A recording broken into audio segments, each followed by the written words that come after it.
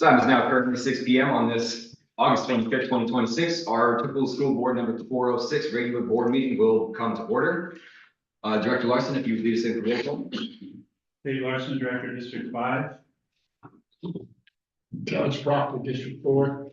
Dr. Constable Joseph, Superintendent. Ara Papian, Director, District number 3. Mitch Forehand, Director of District 1. Arden Russell, Junior Student Rep. Well, welcome to all of our guests. That was an amazing sound before we got the mics going and then all of a sudden cut off. That was cool. Appreciate all of your energy. Appreciate you guys taking the time to be here. For those who wish to stand, please do while we salute the flag. I Pledge allegiance to the flag of the United States of America and to the republic for which it stands, one nation, under God, indivisible, with liberty and justice for all. Okay. Director Reverend Proctor, if you would be so kind as to read our land and labor and values and groups agreements.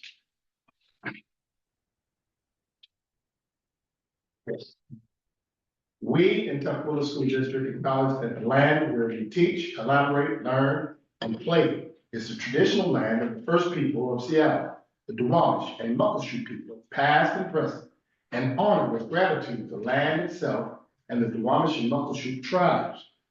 As a public school district, we have a responsibility for stewardship of this land, and we strive to work alongside the Duwamish and Muckleshoot people who have been living and working here since time immemorial. We further acknowledge that the burden of environmental exploitation and systemic injustice falls upon the labor of Black and brown bodies in the building of this country and its institutions. We remember that Black and brown people were born and died working this land against their will for generations. We also acknowledge the continued contributions of the labor of survivors over the centuries to today of all immigrant labor, including voluntary, involuntary, traffic, forced, and undocumented people in the building of what we refer to as these United States. As a school district leadership, we pledge to recognize and work against systems that have historically and currently enforced and create inequities among the peoples we serve. Thank you. And the values as well. You know. All right. Tukwila School Board values and group agreements: transparency, courage, righteousness, curiosity, and respect, and center humanity. Thank you for reading those. Does the chair have a motion to approve the agenda for the August 25th, 2026 board agenda as written? So moved. Second. There's been a motion and second that we will approve. Any discussion, questions? All right, seeing none, all those in favor? Aye. Ayes have it. Motion is approved for our agenda. We will now open into public comment. Anyone with public comment? You can sit down. Actually. Thank you. Andrew Meyer, please. And you can sit down in between there. I get this back. Right next to the mic. I love it. Okay. My name is Angela Meyer, and during the school year, I am the office manager at Cascade Youth, so we're technically that. Unfortunately, I have to premise my statement by saying that I do fear retaliation and the loss of my job because of my comments. So in looking at the new org chart that is on the docket for tonight, I have some questions. And because I'm blind, I printed out like big copies. The new org chart, the current org chart lists out the responsibilities of each director or department. The new org chart lists only the names of the directors or executive directors, and the rest is blank. For example, how do we know who is supporting programs like enrollment when we have questions?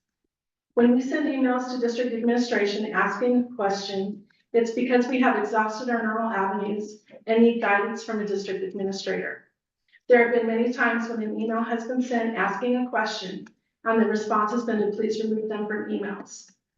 We are simply trying to do our job to the best of our ability and serve our families. A blank org chart seems like a roadblock for staff, and our families deserve more than just a work in progress. The other concerning item is it seems like district-wide appeals has also been removed. Does this mean due process is gone? I also want to touch on the lack of communication within the district. This has been an ongoing issue, but it really has become evident in the last week. Office managers at the elementary level and registrars at the secondary level are doing everything we can to make sure the school year starts as smoothly as possible. The time before school starts is critical for us. Enrollments take time, and if we don't have the information needed, it adds a level of stress to the job. After all, enrollments, especially now with enrollment down all over, are incredibly important. We used to have administrators that knew what we were up against, that knew about the enrollment process, but we don't have that now. It feels like we are alone on a desert island. Many of us are here early and leaving late. All we need is clear and concise communication from the district and maybe just a little understanding of our jobs. Thank you for your time. Thank you.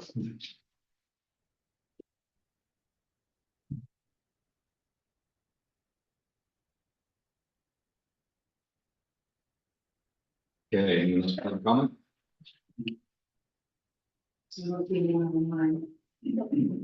No hands raised?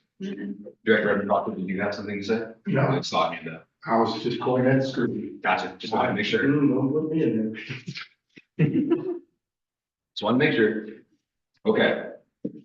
So at this time, I am going to take a little bit of a point of privilege. It did come to my attention that in our last public hearing, and this is on me, I will take responsibility, as I am responsible for agenda setting and making sure things are moving smooth. The presentation of our budget, which was good, thank you, Amy, was so good that people only had questions after the presentation. So I believe that in the next public hearing, I think I'm going to set the agenda as let's have a presentation for the public hearing as the public hearing, and then we'll kind of move from there without objection. Hearing none, awesome. Again, my bad. I apologize to our community for not allowing it to have that time to actually hear what was going on. Okay, getting into our board reports, starting with our student representatives. Director Russell, if you would, or Student Director Russell, apologies. Not much has happened since the last meeting, since it's still summer, but me and Brianna have been working on a presentation about the superintendent's student advisory board, which we will present tomorrow at the all staff kickoff. And right after that is Bulldog Day, where foster students, especially incoming freshmen, can learn all about the clubs and programs at Foster. And I will be at the drama table, and hopefully we will get new people to audition for our musical Cinderella in a few weeks. Woo! Awesome, and since Brianna was not able to attend for this meeting, I will quickly read through her student report. 8/25/26, since the last board meeting, I have spent most of July in the Dominican Republic for a public health program where I was able to do a lot of hands-on work and work with the children there. Since then, I've been working on the SSAB, Student Advisory Board, all staff kickoff presentation for tomorrow, and we will see you all then.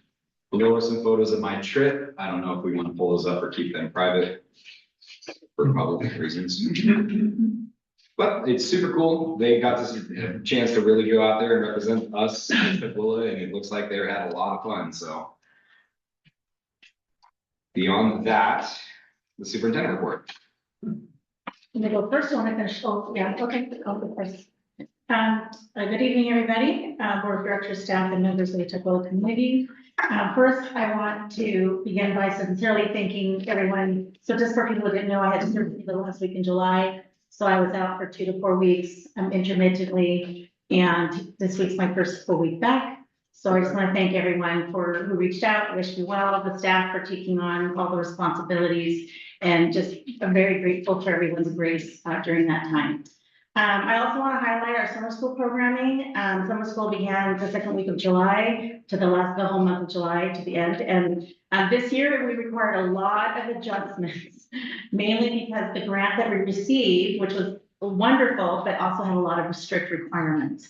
And so for the previous months of planning, it was a lot of work to plan, extended day, full day, Monday through Friday. There was just so many things, but I want to thank some people. So Scott Whitbeck, thank you. Connie Mirror, Cindy Perez, Adam Scar, and Brendan Carpenter for doing all the coordination, either on the site or on the ground. And then also, I just want to make sure acknowledge also our team that helped with the enrollment thesis in the afternoon. And then also want to acknowledge the University of Washington College of Ed program for the interns. We had so many interns. Catapult did our enrichment side of things, and then Puget Sound ESD in helping us secure the grant and getting us going.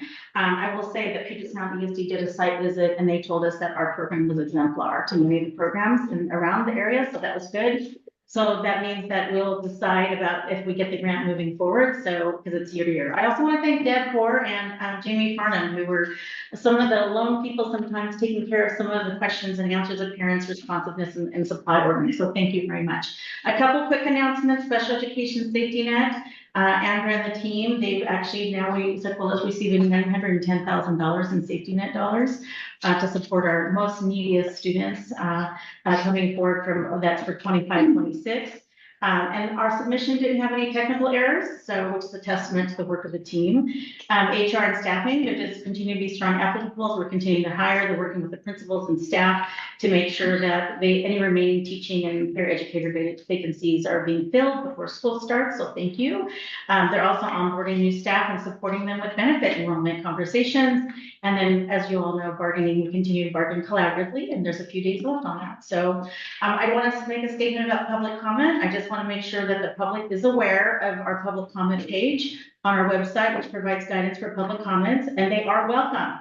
And we have procedures that outline public comments for community at large. So for staff concerns, there's a separate procedure that we're happy to provide. And DSD welcomes public comments and will continue to act in good faith in response to our policies and procedures. Enrollment and readiness.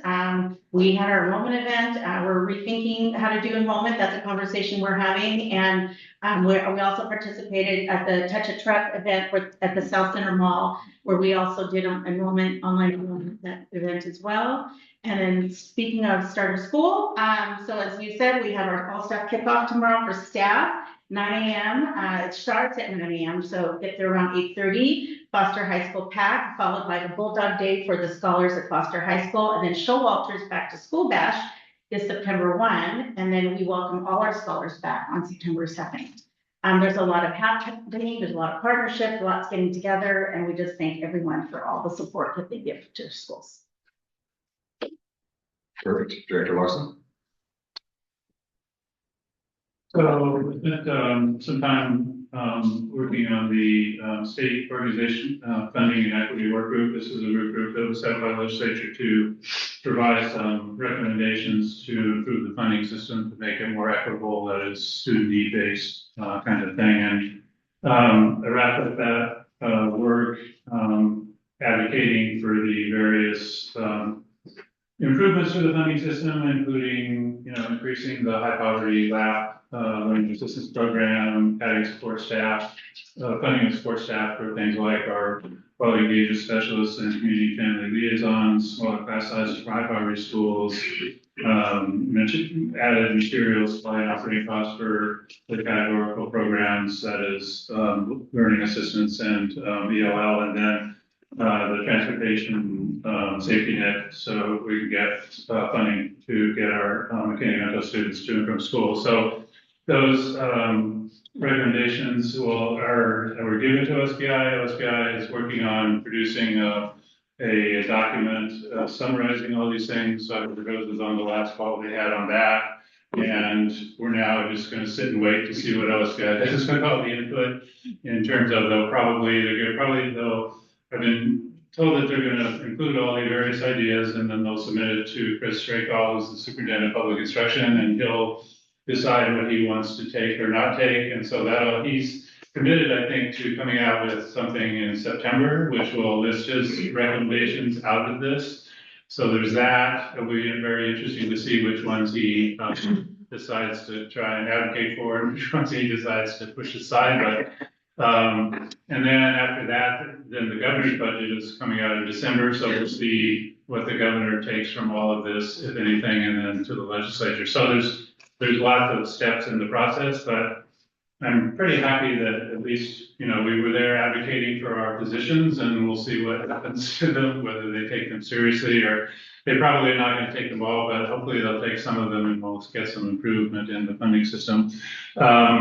The other, I had a meeting with a group called Building Changes, which is a local nonprofit advocating for people in homelessness and particularly McKinney students. And so they did some nice work in the last legislative session in that they got a law passed that made the requirements that are currently in the federal McKinney-Vento law that says things like you have to provide transportation to students that are experiencing homelessness as they move around. You have to keep them at the same school. And so those requirements are now in state law. Unfortunately, they didn't include any money with that. So, but it gives me a better argument. In past, when I used to argue for things like getting transportation dollars for the McKinney-Vento students, the legislature, well, that's a federal law, so the federal has to understand that they can't use that excuse anymore because it's now a state law. So we'll see how far that goes this year. But anyway, Village is a very interesting group. They may want to, hopefully we'll have some more discussions with them because they seem to be a very effective legislative lobby group, and our interests, I think, coincide in a lot of ways. So we'll see how that develops. So, Thanks for doing all that work. Director Reverend Proctor, if you would. Okay, it's, as Arden said, it's summertime. One, I got a chance to sit in a fraction of the city council meeting, and I'm just so proud of Boston High School's participation in the People's Project. So that's great work, imagine. I did just admire it. So I'm looking forward to participating, or at least showing up and supporting on Bulldog Day. But we're in communication, as I said before, with the Thorndike or mentor model. We'll be meeting Thursday after tomorrow or Tuesday afternoon to see what that could look like and which school. So it's been a long time coming. I'm excited but not optimistic. So we're going to figure something out as we're planning the school year. So we're excited about it. So again, some of my people have been connected with Dr.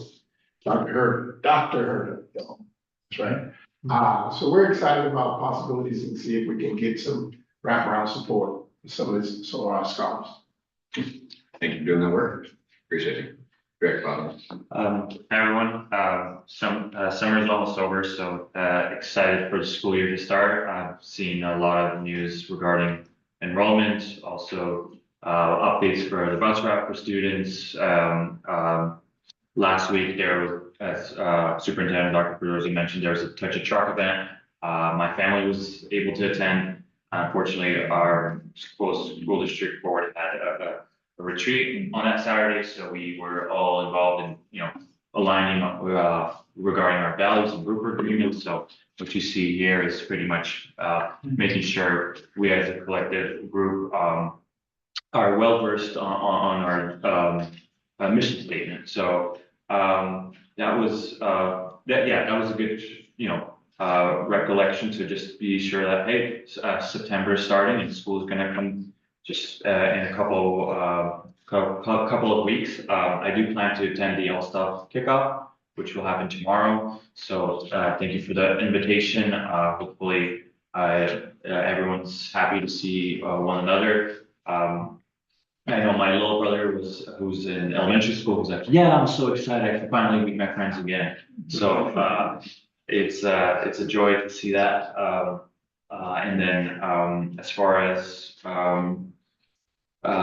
work, I think President Forehand and I had a meeting briefly last week about the Toccoa School District, the Toccoa Pool, and it is on our agenda, so we'll be discussing that further. But as far as that concludes my report. Thank you. Appreciate you.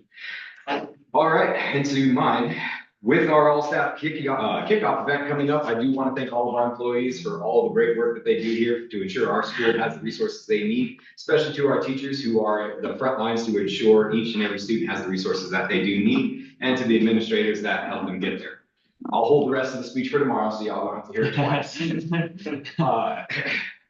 In the last month or so, the chair has attended quite a few community events and has talked with quite a few previous directors, principals, teachers, and community leaders about questions and concerns they have for the district. As the chair has been learning more and more of what a board director can and can't do, I still intend to bring community voice to the forefront of my decision-making. Having said that, while I try to stay on track for our meetings, the chair will be addressing all the topics that are brought to me and follow the appropriate policy for each situation. We have also come to a better consensus for the board's values and procedures last Saturday during in the chair's opinion, a very productive board retreat. When hard conversations come up, we will lean into our values and take a pause to discuss any deviations in our goals to ensure the highest expectations for ourselves and the school. Having said that, we will be having our board goals in our next meeting on September 8th. The chair has continued my studies studies into Robert's rules, but the chair has yet to complete a more in-depth cheat sheet. The chair has not quit though, and intends on getting that to this board while trying to balance my personal and professional lives as they're kind of meshing right now, or really fighting. The chair has also been digging into CTE more, and the chair does recommend that this body makes every effort to expand into more than one learning path. On a personal level, now speaking, it's just me. I have been working with my union to hopefully secure more resources through backpack drives and grants. If we are able to incorporate South Seattle into our Promise program, those grants will become available to us. I have already sent my union reps over to Tuckahoe Children's, back to board business, so the chair. If we need to discuss, make a motion to start that or look into any further information for our current CTE programs, the chair does recommend we follow through with that.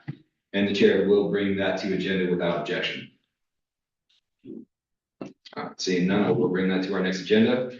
While still respecting everyone's already packed schedules, getting schools into order for our upcoming year is a lot. So again, I do want to take a moment to appreciate everyone here who is not only a parent, not only a staff member, but a member of our community. Otherwise, the chair will always listen to hear community voices, and I look forward to tackling these issues with our amazing staff here in the admin office to ensure events go smoothly and day-to-day operations have the resources that they need for the advocacy work that we do. We still have to work within our means and within our policies, but that doesn't mean that everyone in the city can't help us and point us in the right direction to find more resources for our kids and our accountability. Okay, that was long-winded, sorry. But heading into the consent agenda, I'm going to kind of take this slow since it was my responsibility to review the warrants. So does the chair have a motion to approve the minutes from August 11th, 2026 board meeting? So, It's been moved and seconded that we will approve the minutes from August 11th. Any discussion? Questions? All right, seeing none, all those in favor? Aye. Ayes have it. The approval of the minutes for the August 11th, 2026 meeting has passed. All right, so getting into our warrants. Director Larson, did you want to start or did you have any questions? No. Okay. I did have a couple questions and I'm just speaking as a director. I saw in our warrants of 409,449 was the check number. We had an exterminator that was required. What happened there? Does anyone know?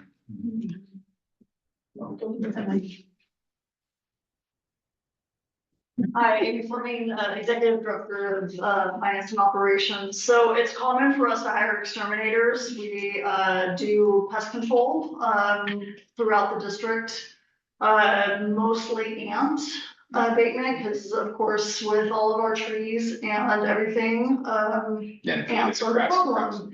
They love to get inside and, you know, the sugar ants and everything else. So we utilize the exterminator to help control pests and other critters. Awesome, thank you. I was just curious. Yep. Other than that, If you have questions, feel free to email me and I can email these to you right now and we'll skip all that. I just want to make sure that I'm taking my responsibility reviewing warrants. The one thing, no, I can email the rest of this to you. Does the chair have a motion to approve the rest of the consent agenda? So, Second. All right, it's been moved and seconded to approve the rest of the consent agenda. All those in favor, or sorry, discussion? Seeing none, all those in favor? I, Opposed? All right, ayes have it. Consent agenda has passed. Okay. Getting into our board discussion for the assessment calendar 26-27 for review and discussion. So here.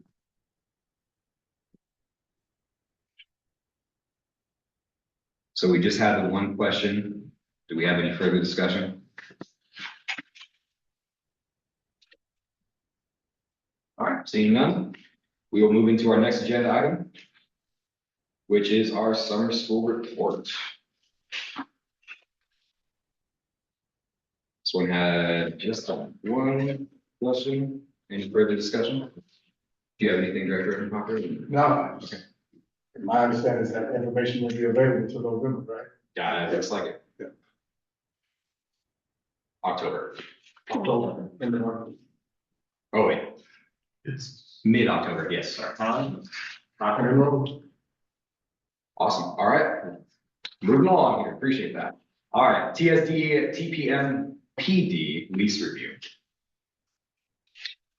so I think we discussed this last time, but it looked like this didn't change at all from what we discussed last time. So there's two things that I think, this is under section 3.4, which is entitled Revaluation Ground Lease. So it starts out, it says the parties intend that current rates under the lease remain in place through the current lease term.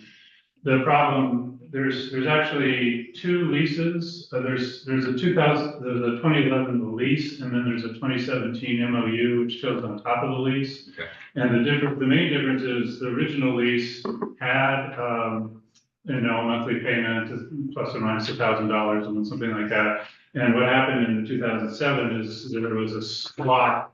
We said, well, rather than the school district pay the lease, the school district would use the pool for PE classes, which we never did. So I think what I would rather, this is a little ambiguous about what exactly it means. I mean, I think what I'd like to see is the parties intend the current rates under the 2011 lease remain in place. Okay. Is what I'd like to see there. Okay. The other one, which we talked briefly about, I think Director Papian brought it up, this 5-year, it's the second sentence. It says, upon district approval of the renovation or expansion project, the district will also provide for rent deferment for up to 5 years during the project construction and startup period. Again, I think the intention, I think, is to suspend the rent deferment during the time where the pool is shut down. So I'd rather just say during the time where the pool is not available to the public rather than project at startup. I don't know, it's kind of vague about that. So just when it's shut down and that's it. I think that would clarify, because I mean, the pool district, they have two sources of revenue. One is what they get from the levy. That will still continue to come in, my understanding. But then the usage fees, obviously, if the pool isn't open, the usage fees don't come in. So during that period, it would make sense to not do the rent. So. Chair agrees. This is my only two. What was the first one you said, 2.4? No. 3.4. 3. Yeah. The reevaluation grounds. Yeah. And if I may share, most of these points are going to be, the kind of main points we're gonna, that the school district talks with that pool. Nothing is really set in stone. It's just a matter of, these are the like 4 key areas, that are in discussion. I think the big one from my end was just the rent deferment. So, that's just, something that's, as for context, the lease agreement, again, it's around $12,000 a year, which we would be deferring. And so that's kind of difficult challenge when it comes to a school district having to subsidize that cost, when, again, we're within our means, like, it's not something I seem really reasonable, but, again, that's just point of discussion to highlight there. Yeah, so help me understand, were you saying that we should go back to getting 1,000 a month? Yeah, because then we are, so my understanding, we don't have swimming PE? No, Correct, Or, not now. No. we're actually missing 2 to 3 years last time I checked. yeah, definitely, okay, I just want. And also going forward, I think it makes more, I mean, this is gonna be, eventually, this will be like a 50-year lease. Right, So going forward, trying to do slots, I mean, the district, we may or may not want to use it for a PE 10 years from now, 20, who knows? And so I just rather, it's cleaner for me to just say, pay us the rent. If we want to use it for PE, then we'll pay the school district some money. And if we don't want to, then we won't. So it just makes it. Makes sense, I just wanted to be Yeah, unambiguous in yeah, our word. right. Yep. Correct. It sounds like the board is in consensus here and the chair agrees with all points. I think the only other thing to add here is making sure that the event coordination, department coordination is really bolstered to make sure that it's not just, yeah, you can have this specific spot when it doesn't interfere based upon current documents. I think we should kind of deep dive into where we can. Yeah, I think we, that's good. Yeah, we did a That- broad agreement. that- Yeah, I kind of read through it. I read through it in the event itself. The event coordination kind of was sounding like, okay, it's still a little ambiguous and can leave Okay. some up to interpretation. But I think some better coordination, word verbiage. Beyond that, I don't know, or the chair has nothing else to add. Seeing that we're in consensus on that, we shall wait. Any further discussion? Okay, cool. Getting into our next agenda item, policies number 5270, 5401, 5406, and 5525 for review.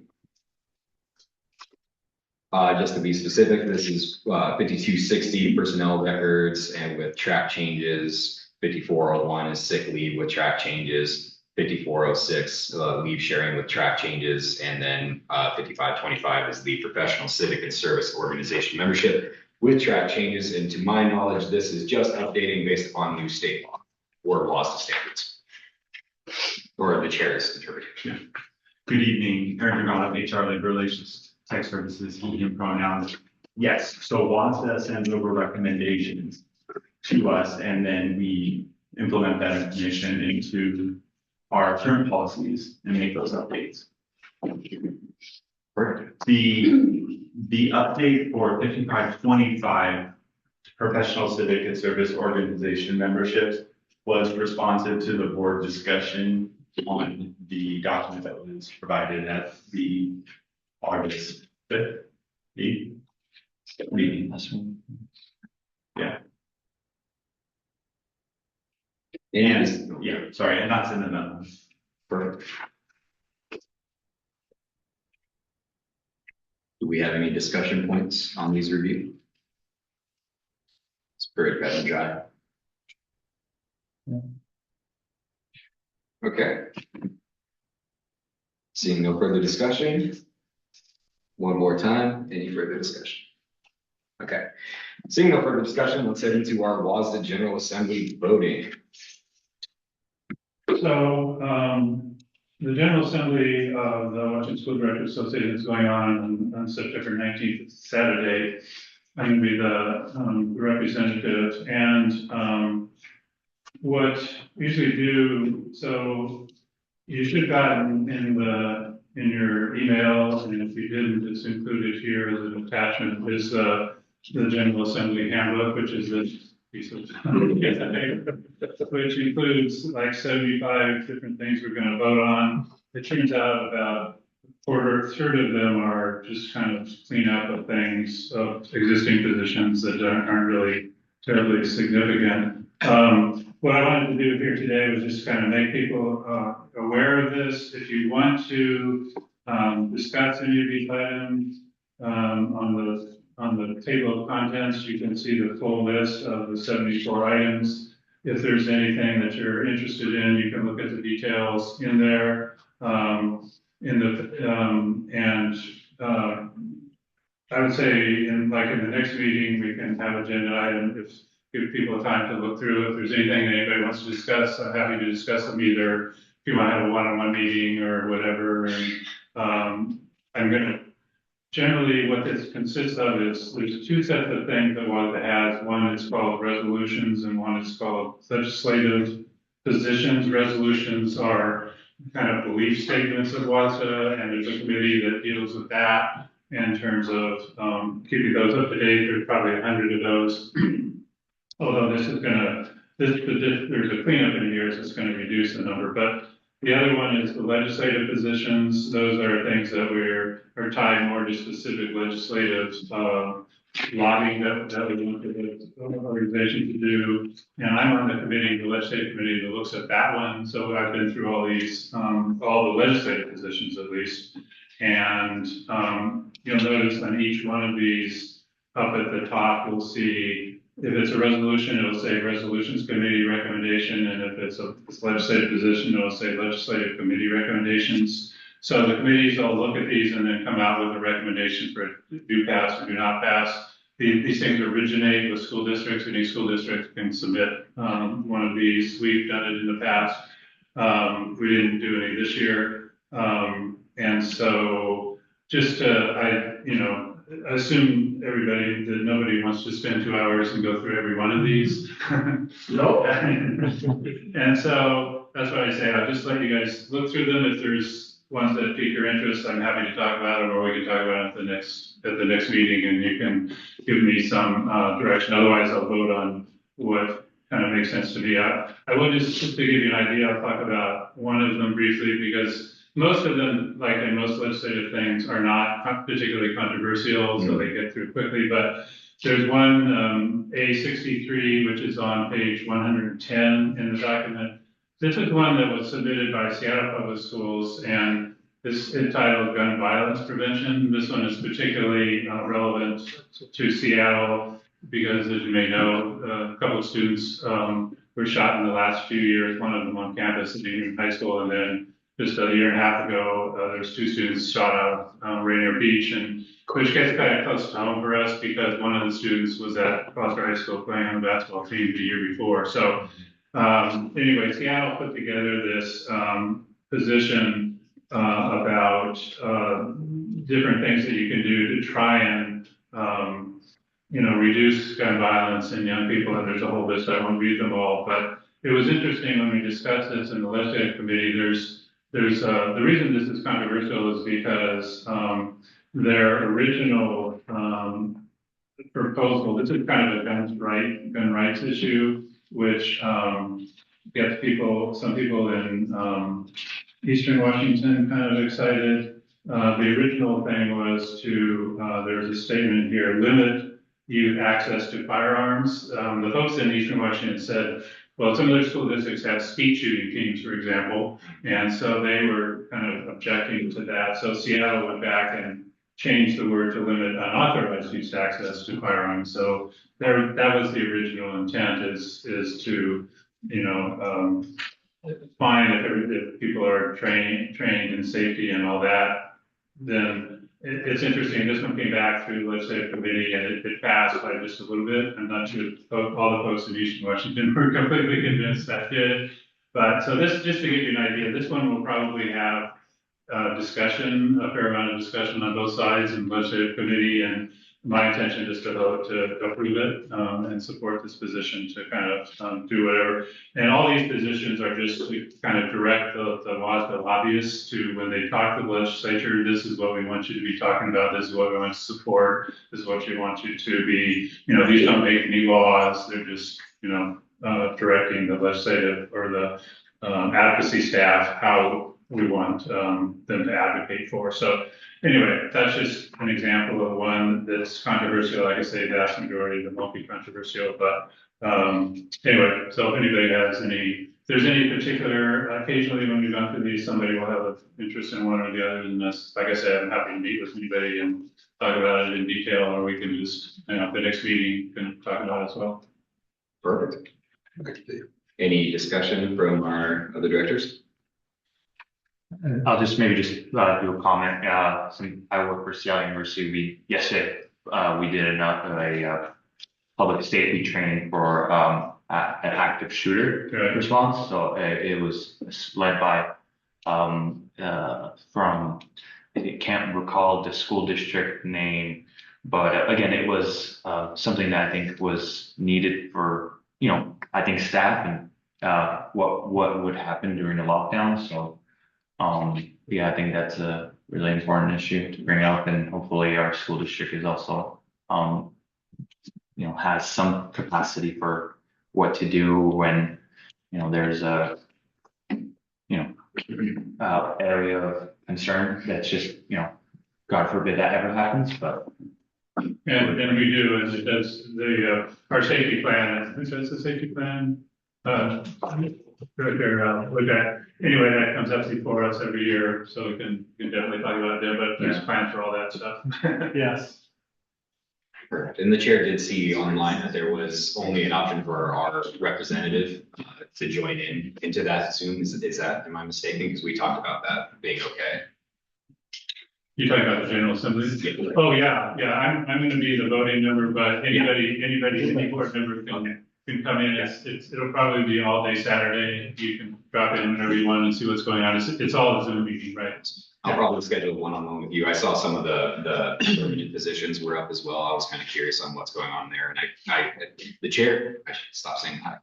The chair had a chance to kind of review some of these, but a lot of it doesn't make sense. So I would love to sit down and kind of hash it over. Okay. Awesome. Any further discussion?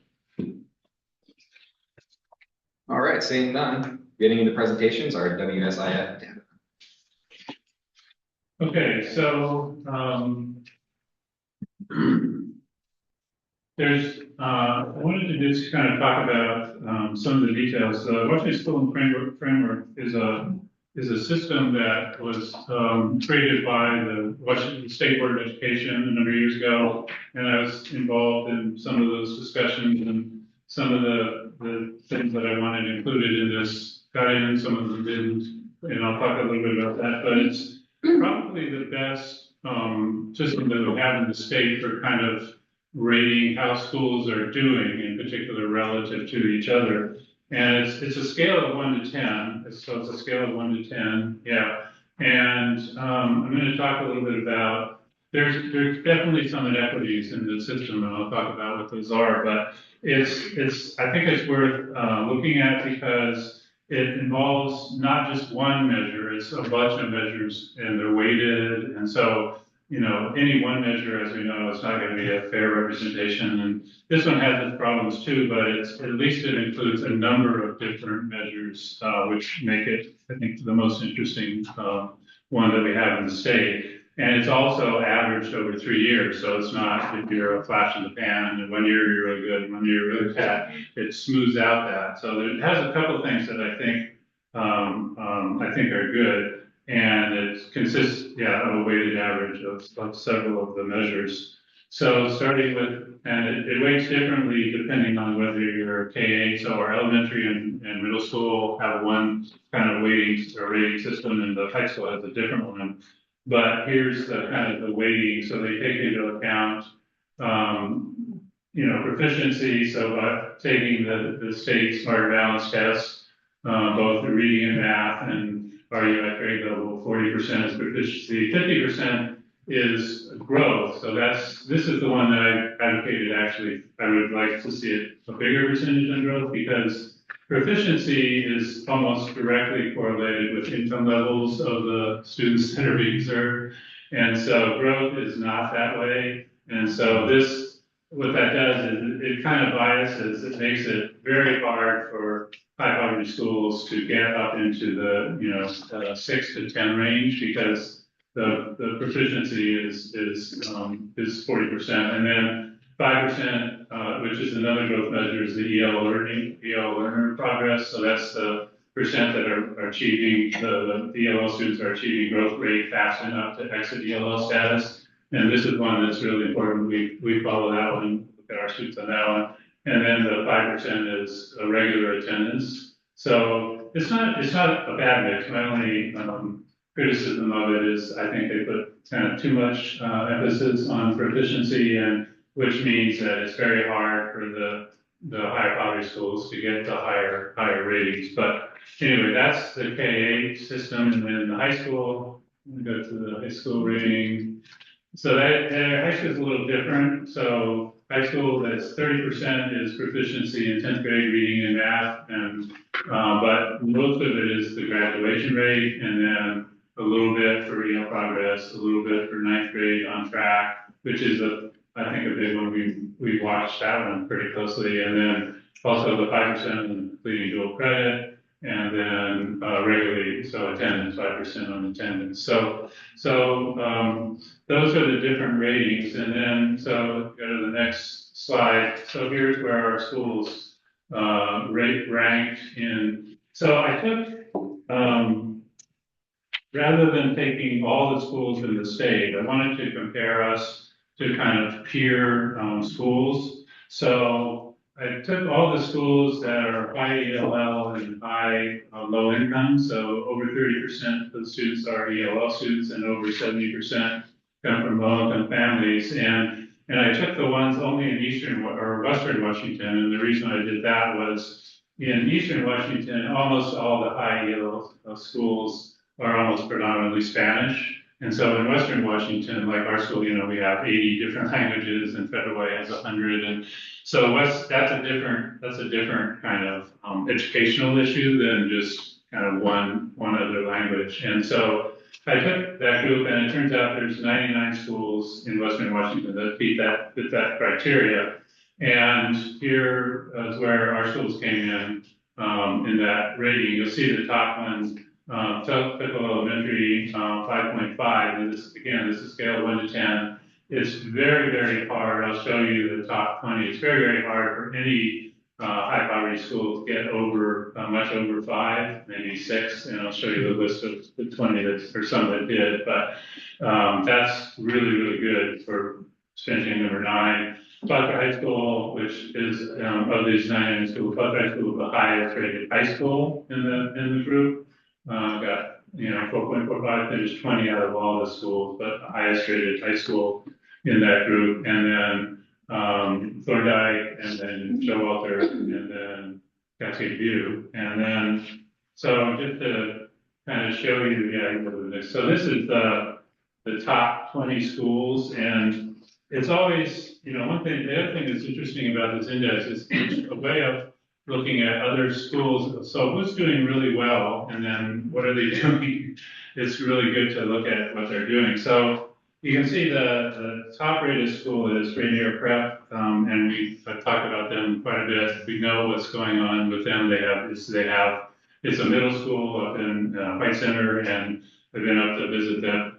And the reason they're able to do so well is they have 2 certificated staff in every classroom, and they don't get any more money than we do. So how do they do that? Well, they pay their teachers about half of what we pay ours because they have junior staff. And so anyway, it's not a scalable solution in terms of we're not going to pay our teachers half, but it's interesting that if you implement that model, which is called co-teaching, and we have done some of that, but we don't have the money. But I always use them as an example to say, well, see, state, if you gave us significantly more money, we could do things like that and maybe achieve these. These are not, they've been doing it for a lot of years, and they've got their system down pat, and so you aren't going to turn it around instantly, but it's an example of what you can do if the right circumstances are there.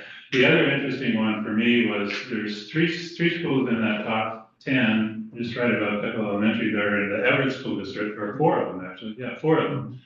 And that caused this, I really would like to know, I looked did a little bit of research on that. A couple of them have had dual language Spanish programs for, I think, over 6 years now. And so that's kind of validating something that we started at Cascade View. So that's good news. It shows that if you hang with that program, you can get some kind of good results. The other things, in some cases, I think the teachers at some of these schools, almost all of them were EL endorsed, is another thing. There may be multiple things that it would be really interesting. Dr. Mendoza worked up there, I don't know, I was a while ago. actually assistant principal at number 8. Yeah, so, but that was a while ago. I think it would be really interesting to go out there and find out, because, I mean, these are literally every elementary school in Everett that meets this criteria is just this. So that's an example of a district that's doing something really well, and I want to know what they, I mean, I mentioned a few things, and so we're on track with some of, we may be on track with several of them, that wouldn't surprise me, but that's the other advantage of looking at these numbers, is you can see who's doing really well and go try and figure out what they're doing, and maybe we could, do some of those things as well. There's also, a school in Seattle, Rising Star, that's doing well. The other school up there is the charter school that's up here, Impact Oaks.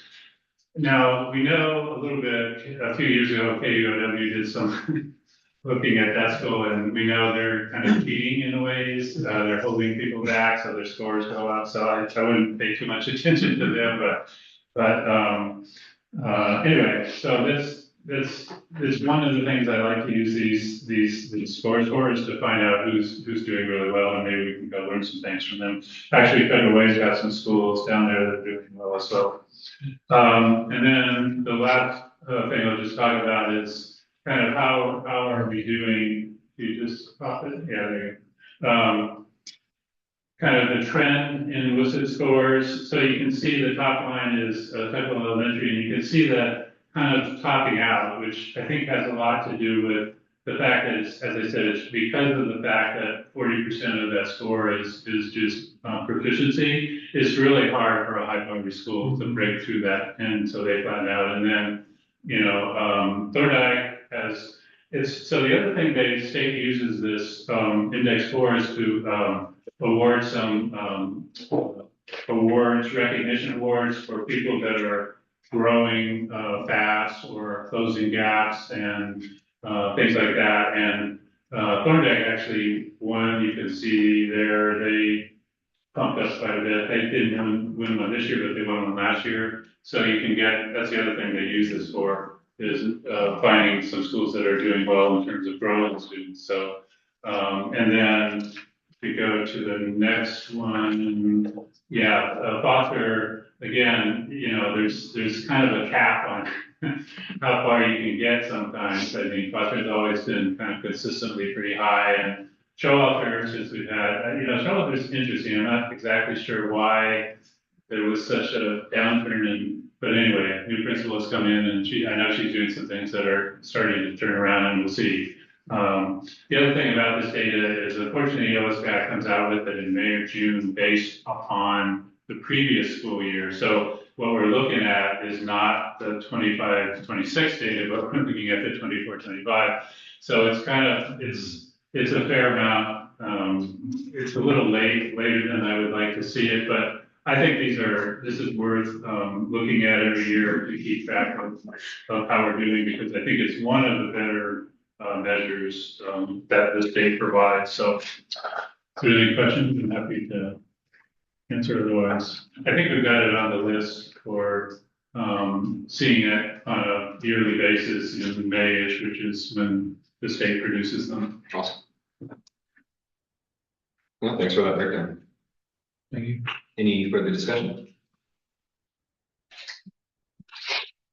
Okay, getting into our questions only presentations, the early withdrawal report under policy 3123.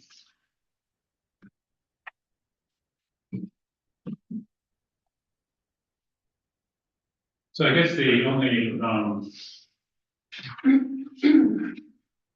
I was looking at this, is there anything that we can kind of learn from this? I mean, we have, first of all, I was looking at the state keeps track of a number called mobility index. I think this is more kind of just a reflection of where we are. And we're in an area that our students and families are pretty mobile, and they're moving around. They can easily move to another, our housing in Tuttle is a little limited, and so they can easily move to Kent. They do it all the time. And so I'm not sure that, you might look at this and say, well, withdrawals, what are we doing wrong? I don't see a whole lot in here. I think it's more, like I said, just a reflection of the fact that we're in a very mobile, demographic that we're in. The only thing I would kind of comment on is there have been some, interesting things done, with some other school districts around the McKinney-Vento population and trying to stabilize housing. Tacoma, I think, a while ago did something. They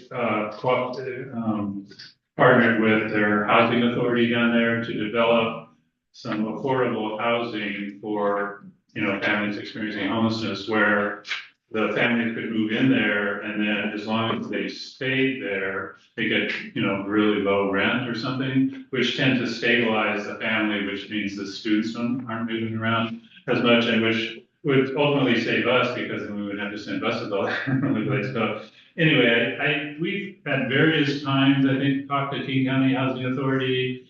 I just bring that up as an idea in terms of how we could potentially, reduce the mobility of some students. We might be able to figure out, it'd have to be probably between King County Housing Authority and Tuckahoe City or something to try and this also might be just got in my mind about building changes, which works in that area. We might be able to kind of, I don't know exactly, but it would be nice to get some really low income stable housing around our schools would be really helpful. So that's just a thought, but I think for the most part, it's kind of the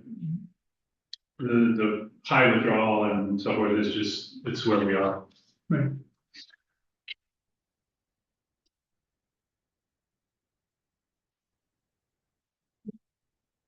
So do we need to make a motion for anything?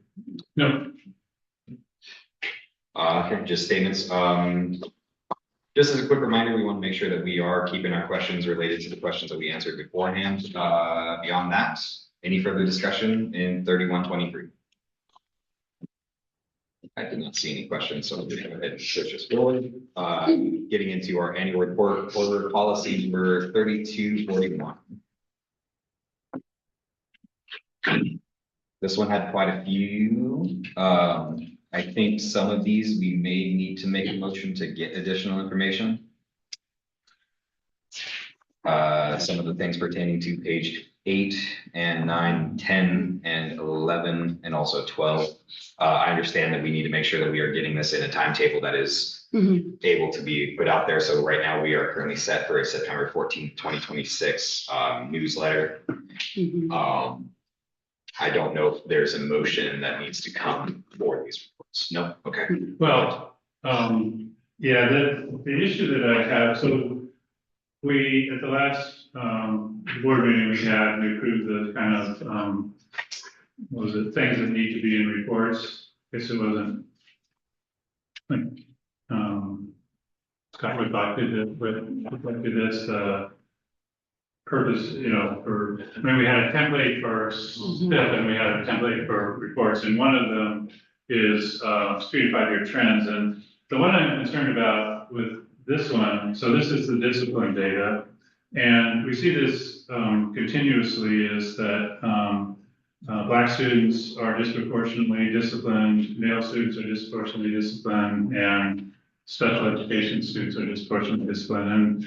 And what was missing for me here, we see the trends in terms of overall referrals and overall suspensions going down. But what I don't see is whether the disproportionalities are going down or constant. And so that's where I think we need the trend data. So, when you say, Black students 1.8, is there disproportionality? Okay, 1.8, is that better than last year? Worse than that? I mean, where are we going with it? we've seen the disproportionality in Black students for years, and I have no idea whether we're getting better at it. I mean, obviously, what you want to see is, okay, now it's 1.8, we want to see it going down, getting closer to 1. And so is it the same? Is it up? Is it down? That's where the trends, that's what I'm looking for, is just the trends, and not on Black students, but also on the special ed. Any of these disproportionalities, we need to see whether what we're doing is working or not working. Yeah, Anne Drummond, Director of Student Service, actually, I'm the new Executive Director of Schools. I support our secondary schools, she, her pronouns.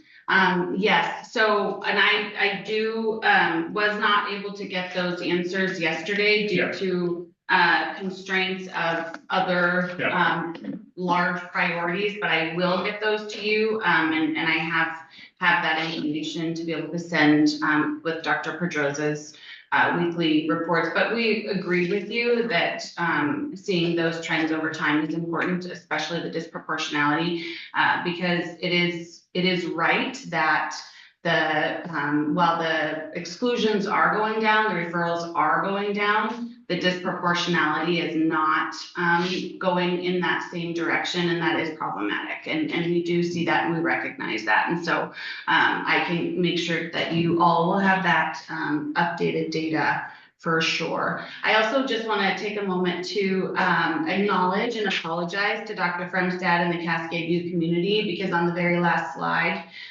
if you want to pull it up, Deb, it lists the schools that have had reductions in referrals, and Cascade View is one of those schools that does have a reduction in referrals. And so I do want to call that out. It is not listed here, and I do recognize the importance of these as public documents. And so I want to just publicly acknowledge that for the record, and make sure to clarify, to call out that Cascade View also has a reduction in referrals in addition to the other schools listed. So just wanted to take a moment to acknowledge that. Okay, that's great. So I don't think, it sounds like you agree. I don't need to specifically modify the template for the thing to say, I want to see trends for discipline data. Sounds like you already agree with that. So, okay, that's fine. The only other, I guess, comment on that is, the question is, what are we actually doing to try and address? And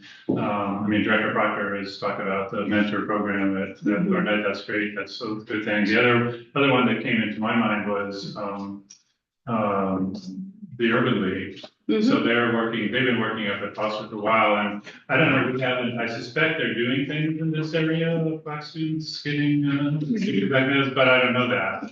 And so we haven't heard from, when they came in, they gave us a really nice presentation when they took over the college and career counselor up there. It was really good. And so they seem like, I was looking at I think their mission statement is to empower Black and historically underserved people to thrive for generations through social and economic justice. I mean, that's what they do. So I'd love to hear what, if they have some ideas on this, or maybe, like I say, I suspect they're already doing stuff in this area. Absolutely. And what we do know is that they are, that when you have positive relationships, when you're engaging students more fully, when you are actively reaching out to get them connected, especially with activities at school, activities after school, post-secondary options, and making sure that they're educated. The Urban League has been really powerful in that regard, and making sure that that is increased information, access to information,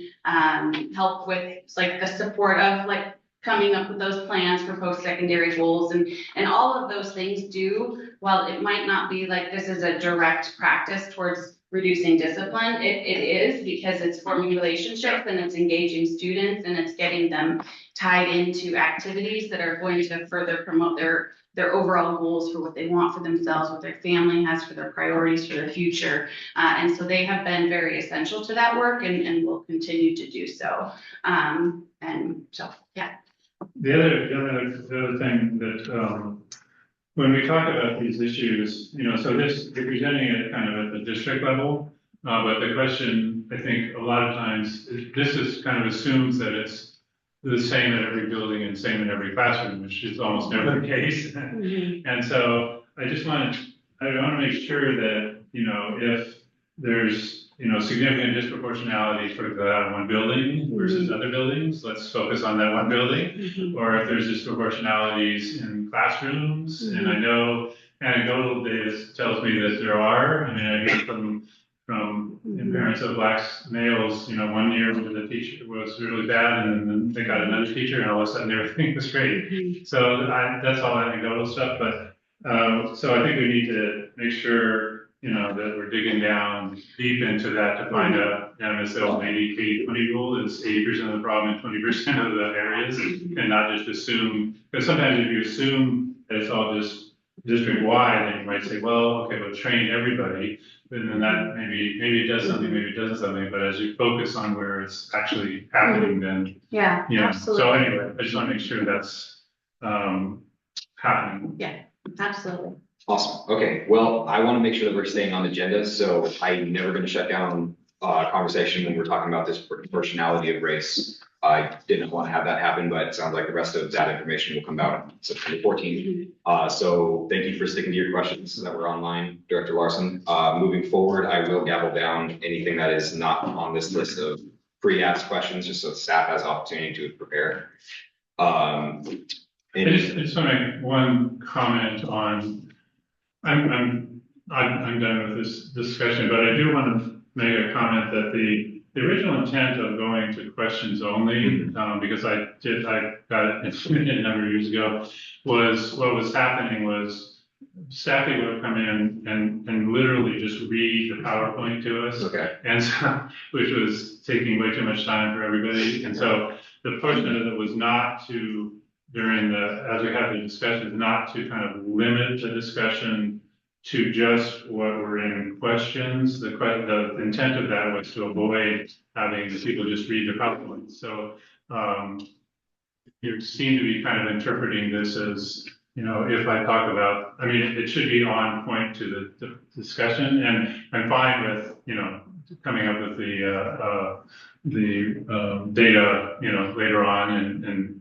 it's incorporated it. But I just want to, sometimes I think you're kind of maybe closing it a little too tightly. Okay. But I'm done with it. By all means, so I want to open this up to the board.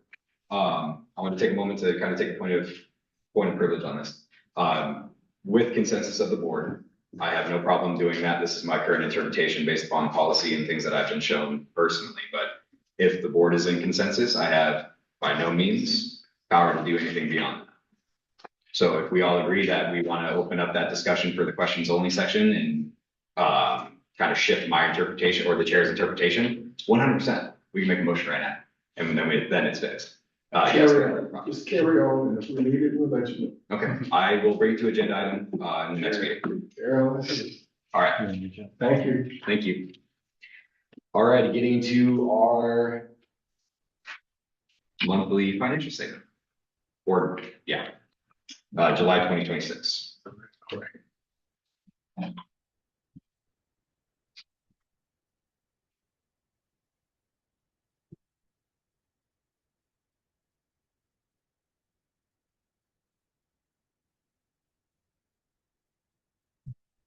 I got to be waiting.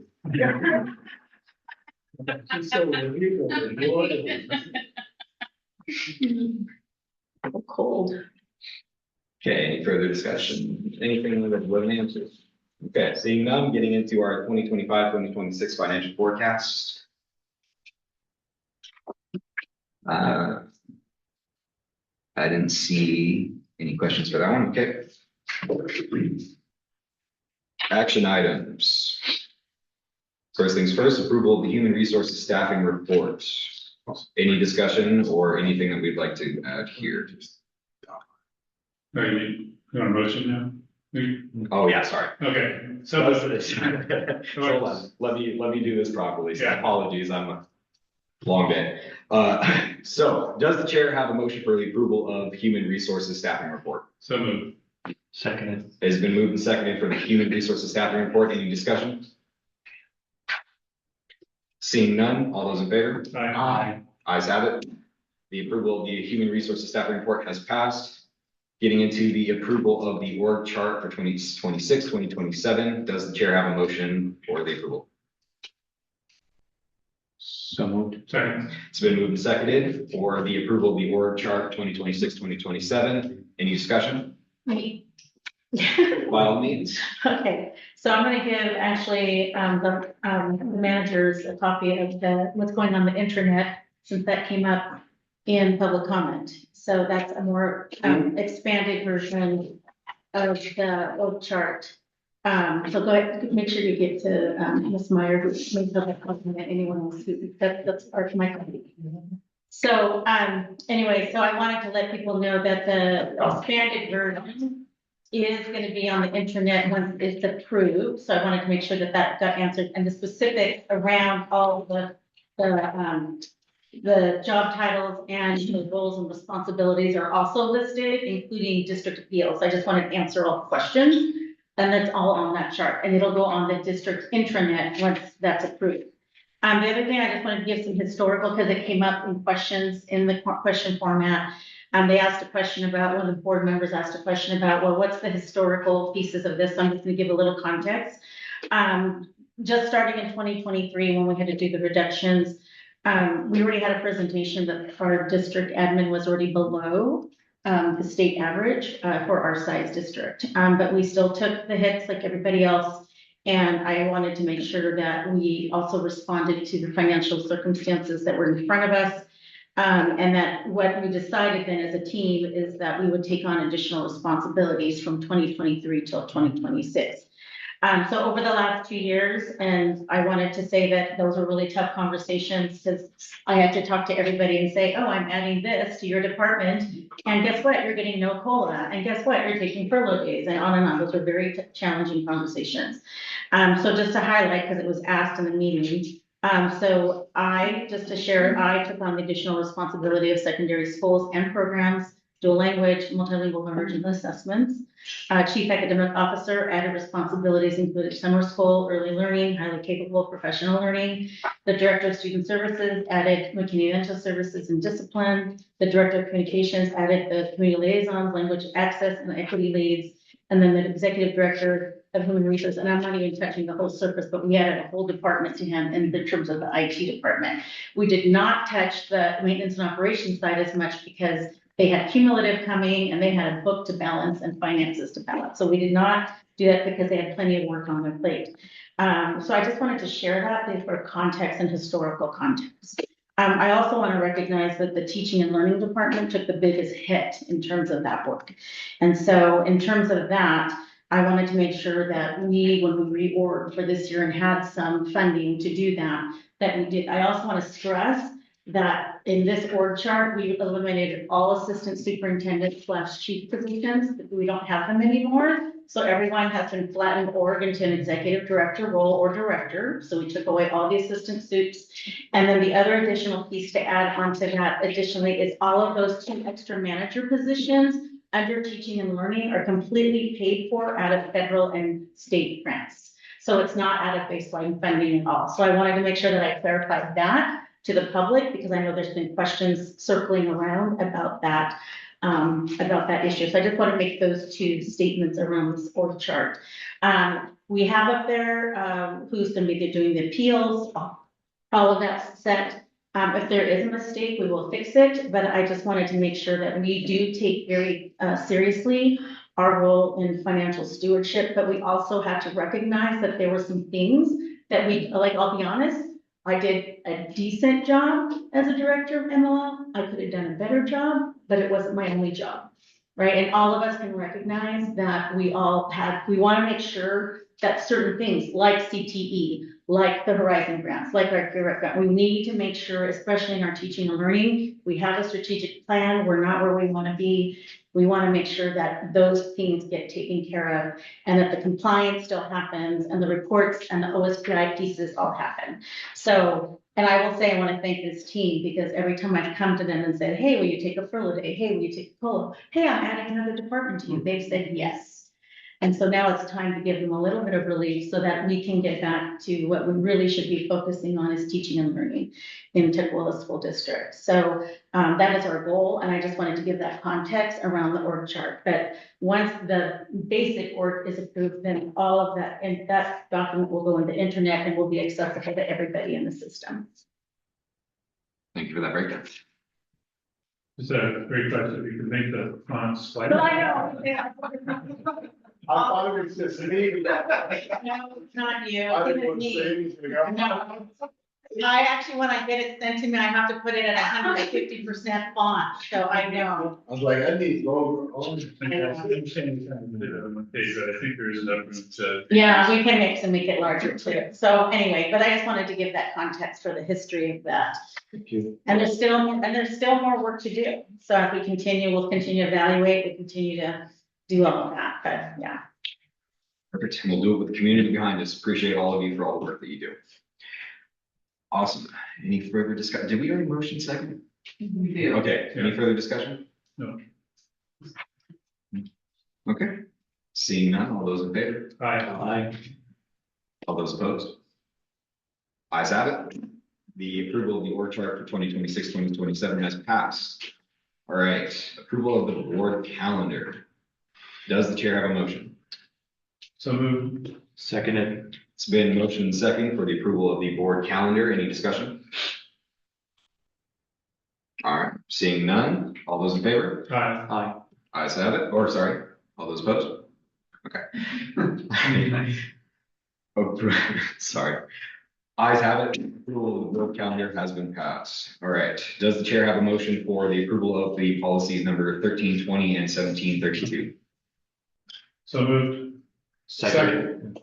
It has been motioned and seconded for the approval of policies number 1320 and 1732. Any discussion? Seeing none, all those in favor for the approval of the policies number 1320 and 1732? Aye. Aye. All of those opposed? Ayes have it. The approval of policies number 1320 and 1732 have passed. All right, does the chair have a motion for approval of policies number 4110 and 4302? So moved. Seconded. Okay, it's been motioned and seconded for the approval of policies number 411 or 4110 and 4302. Any discussion? I think the memo just has the wrong number. It says 4111 instead of 4110. In case that needed to be updated. Otherwise, I think it's referring to 4110. Perfect. Is there a motion for approval with the correction to the current document for the approval of the policies number 4110 and 4302? So moved. Second. It's been motioned second with the changes brought by Director Papion for the approval of the policies number 4110 and 4302. All those in favor? Aye. Okay, any opposed? All right, ayes have it. The approval with the changes that Director Papion brought forward for the policies number 4110 and 4302 has passed. Approval of policies number 5010, 5013, and 5400. Does the chair have a motion? So moved. Seconded. It's been motioned seconded for the approval of policies 5010, 5013, and 5400. Any discussion? Seeing none, all those in favor for the approval of the policies 5010, 5013, and 5400. Aye. Any opposed? Ayes have it. The approval of the policies number 5010, 5013, and 5400 have passed. All right, so approval of assessment calendar 2026, 2027. Does the chair have a motion? So moved. Seconded. It's been motioned seconded for the approval of the assessment calendar 2026, 2027. Discussion? Seeing none, all those in favor? Aye. Aye. Any opposed? No. Approval of the assessment calendar 2026, 2027. Passed. Approval of the meal prices for 2026, 2027. Does the chair have a motion? So moved. Seconded. It's been motioned and seconded for the approval of meal prices for 2026, 2027. Any discussion? Seeing none, all those in favor for the approval of the meal prices for 2026, 2027. Aye. Aye. Ayes have it. The approval of the request for 2026-2027 has passed. Moving into our closing for public comment. We need for public comment.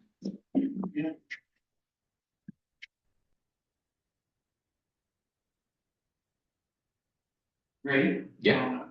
Robin Alsop.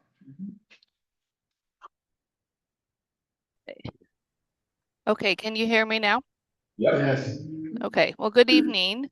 I was wanting to comment, and you spoke to it a little bit, but I came in a little late, so I did not hear all of Angela, I think that's who it was that spoke, her comments about the org chart and whatnot. My concern, and then Dr. Pedrosa, did you say that that new org chart that is expanded, is that going to be on the intranet or the internet? Internet. We are going to put an example on the website, but the intranet, the internal document, it'll be accessible to everybody in the system. Okay. Yeah. So, yeah, because, unfortunately, in this political climate that we find ourselves in, education has taken major hits. And the hits in really critical places, one being special ed. And I see nothing on that org that tells me anybody who's in charge of special ed. Now, maybe the one you just passed out or the one that you're expanding is going to show that specifically and show some of those things, which would be, awesome. Because not only, as a former office secretary, the people in the office are kind of the front people. And when we don't have information that we can decipher, it doesn't look well when people ask us questions. When the public asks us, we should be able to answer, or at least know where to go find the answer. And so I just can imagine what it is like for a community member who is looking on our website, trying to see, do I want to send my student here? What do they have everything in place that needs to be?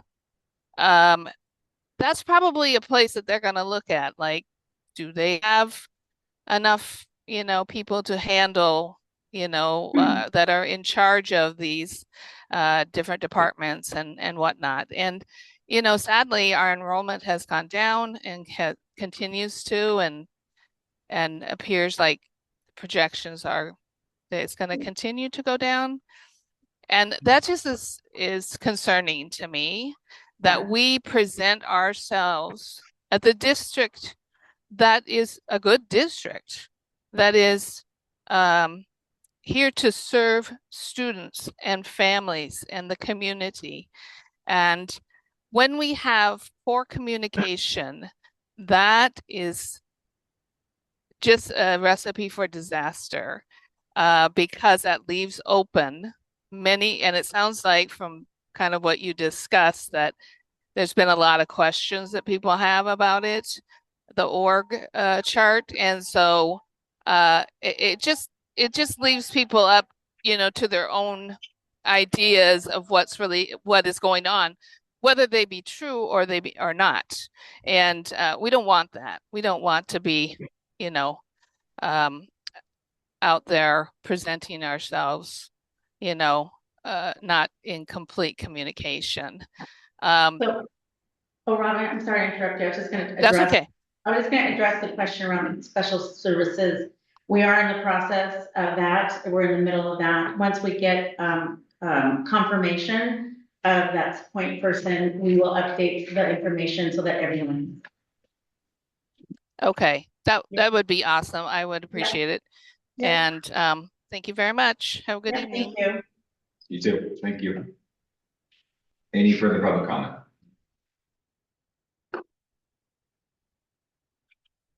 Seeing none, does the chair have a motion to adjourn?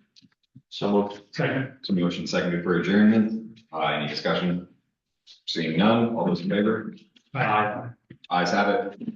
Meeting adjourned 7:23.